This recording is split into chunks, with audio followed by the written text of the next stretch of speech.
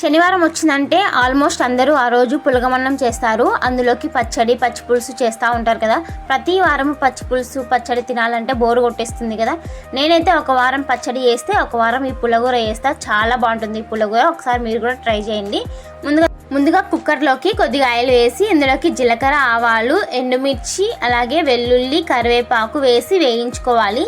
ఇవి వేగిన తర్వాత ఇందులోకి కారంకి సరిపడా పచ్చిమిర్చి, అలాగే పొడుగుగా కట్ చేసుకున్న ఆనియన్స్, వంకాయలు, ఇంకా టమోటాలు, ఇందులోకి కొత్తిమీర, ఇంకా చింతపండు, పసుపు, ఉప్పు వేసి కలిపేసుకోవాలి.